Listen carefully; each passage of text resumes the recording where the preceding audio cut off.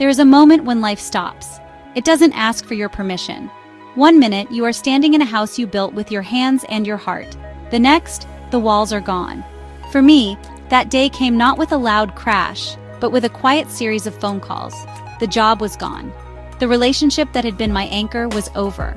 The home I thought was forever was no longer mine. Everything I had used to define myself, my career, my partner, my place in the world, vanished like smoke. It felt like standing in the middle of an empty field where a bustling city once stood. There was nothing left but the cold wind and the silence. The initial feeling was not sadness. It was a deep, numbing shock. I walked through the empty rooms of my apartment for the last time. Each echo was a ghost of a memory. The laughter that once filled the space was gone.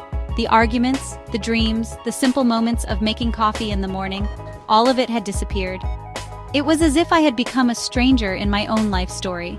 The person I thought I was had been erased. I looked in the mirror and did not recognize the face staring back. Who was this person without a title, without a partner, without a home? I did not have an answer. The confusion was a thick fog and I could not see a single step ahead. Shame came next. It was a heavy coat I could not take off. I avoided calls from friends and family because I did not know what to say. How do you explain that you have failed at everything? How do you admit that the life you so proudly displayed was built on sand? I felt like a fraud. The world, I imagined, was pointing a finger at me, whispering about my downfall. This isolation was a prison of my own making. I locked myself away with my failure, believing I was the only person who had ever fallen so far. The loneliness was not just about being alone. It was about feeling unworthy of connection. Fear was the constant companion in those early days. It was a cold hand on my shoulder in the middle of the night. Fear of the future, a blank and terrifying page. Fear of the past, a story of mistakes I couldn't undo. Fear of the present, a long, empty hallway with no doors. I worried about money, of course. Where would I live? What would I eat? But the deeper fear was about my own worth. Had I lost my value along with my possessions? Was I nothing without the things I had? These questions circled in my mind, a relentless storm. The world felt big and unforgiving, and I felt impossibly small. In the emptiness, there is silence. At first, this silence is deafening. It screams with the words of what you have lost. It reminds you of every failure, every wrong turn. I spent weeks listening to this noise, letting it consume me. I would sit on the edge of a cheap motel bed, the silence my only roommate. It was a painful conversation. The silence told me I was not good enough. It told me I was weak. It told me I deserved what happened. For a long time, I believed it. I let the weight of my past crush my present, making a future seem impossible. I was lost in a sea of regret, with no land in sight.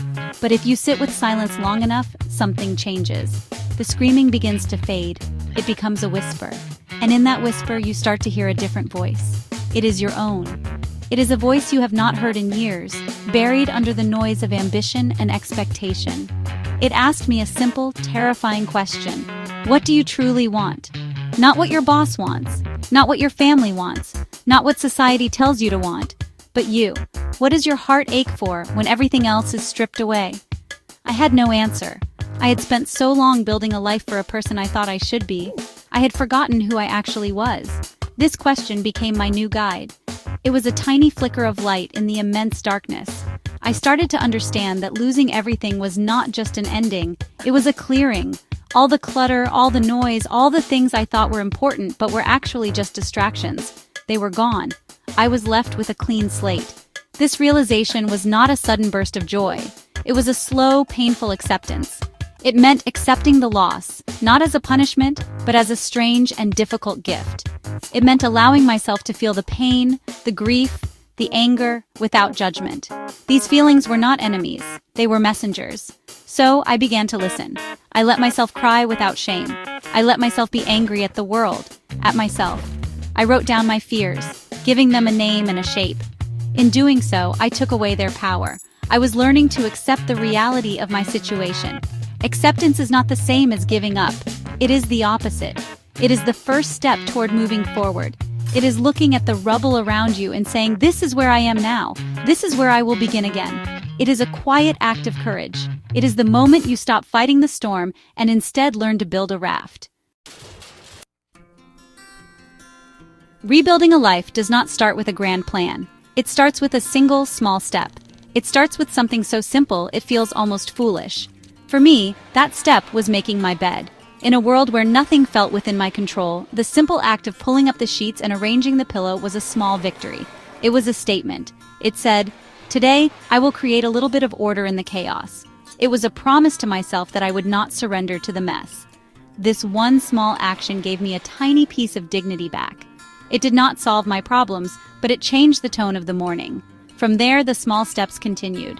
I decided to take a walk every day, not to get anywhere in particular, but just to move, to feel the sun on my face, to see that the world was still turning, even if mine had stopped.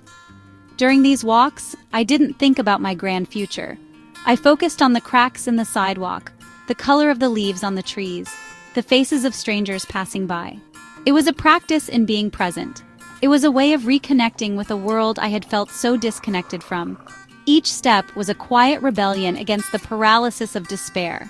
It was me choosing to move forward, one foot at a time. Then came the harder questions, the ones that followed the first big one. If I could do anything, what would it be? I had no money, no resources, so the question was purely theoretical. It was freeing. Without the pressure of reality, I let my mind wander. I remembered my childhood love for painting. I remembered how I enjoyed listening to people's stories. I started a journal, not to list my sorrows, but to explore my forgotten passions. What made me feel alive? What brought me a sense of purpose, even without a paycheck? These questions were not about finding a new job. They were about finding my true north. These small explorations were like planting seeds in barren ground. I went to the library and checked out books on art. I sat in coffee shops and just listened to the conversations around me. I started writing down my own thoughts, not for anyone else to read, but for me. I was rediscovering parts of myself I had buried long ago. Each small act of self-discovery was a victory. It was a piece of my new identity being formed. I was no longer just the man who had lost everything. I was becoming the man who loved to paint, who was curious about the world, who found solace in the written word. It was a slow, quiet rebirth. The path to rebuilding is not a straight line. It's filled with stumbles and falls. There were days when the weight of it all came crashing back down, a rejection letter for a job, a memory of my past life that brought a wave of sadness, a moment of seeing old friends succeeding, which sparked a familiar sting of shame. On these days, the voice of self-doubt would return, louder than ever. "See," it would whisper, "you are still a failure. Nothing has changed. You will never get back what you lost." These setbacks felt like confirmation of my deepest fears. In the beginning, I fought these feelings. I would get angry at myself for feeling weak. I would try to force myself to be positive, to ignore the pain, but this only made it worse. It was like trying to hold a beach ball underwater. Eventually, it would burst to the surface with even greater force. The real lesson was not in avoiding the fall, but in learning how to get back up. Resilience, I discovered, is not about having unbreakable armor. It's about having the willingness to stand up, bruised and scraped, and try again. It's about being gentle with yourself when you falter. I learned to treat my setbacks not as failures, but as lessons. When a job interview went poorly, I didn't tell myself I was worthless. Instead, I asked, what can I learn from this? How can I do better next time? When I felt a wave of grief, I didn't push it away. I allowed myself to feel it, to honor the loss, knowing that the feeling would eventually pass. This shift in perspective was crucial. It turned every stumble into an opportunity for growth. It made me realize that mistakes are not the end of the journey, they are an essential part of it. They are the teachers we don't ask for, but the ones we need the most. This process taught me a deeper kind of strength. It wasn't the strength of someone who never gets knocked down. It was the strength of someone who knows the ground intimately. It was a quiet, stubborn resilience, a belief that even on the darkest days, the sun will rise again. This strength was not built in a single moment of triumph, but in the countless small moments of getting back up. It was forged in the quiet decision to make my bed after a night of tears. It was strengthened with every walk I took when I wanted to stay inside.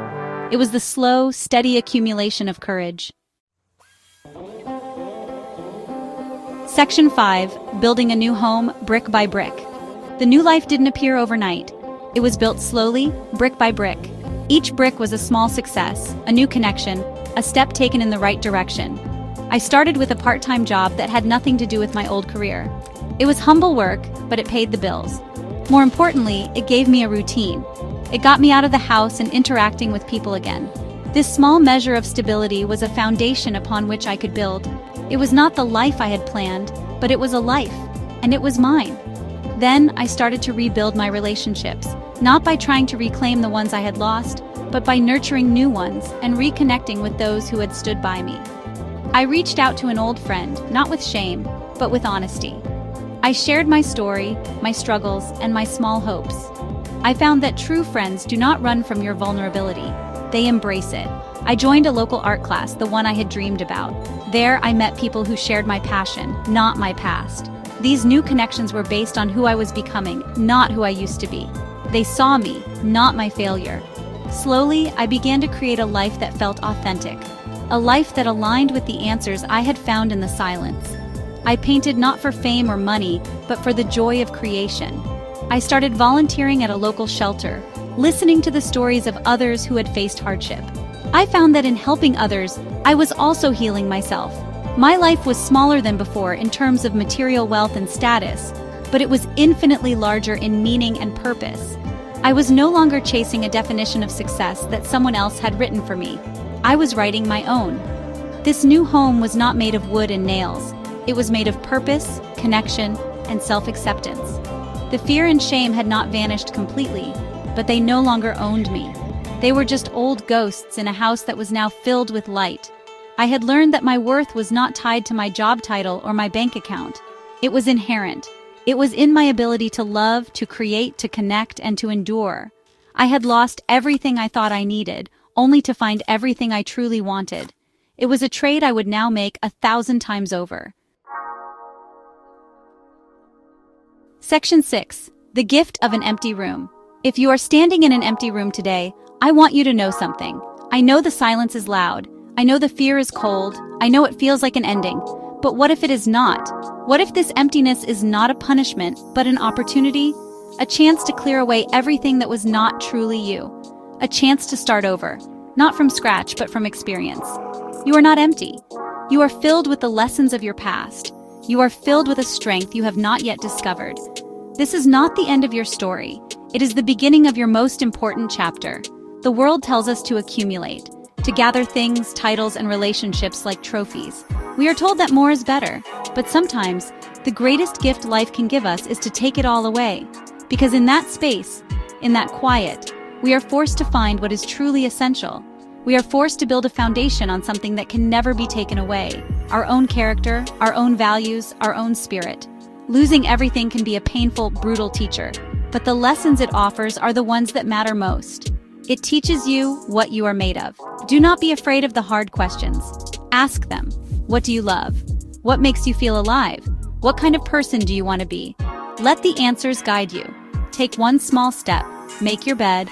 Take a walk. Call a friend. You do not need to see the whole staircase. Just take the first step.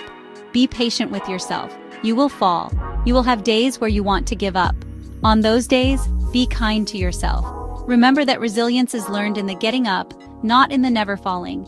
Your story is not over. The emptiness you feel now is a canvas. You have the chance to paint a masterpiece, a life that is honest and meaningful and beautiful, a life that is truly yours. You have lost a great deal, it is true, but you have been given something rare and precious in return. You have been given a new beginning. Embrace it. The journey from rock bottom is a long one, but it leads to higher ground than you ever could have imagined. You will rise again, not as the person you were, but as the person you were always meant to be.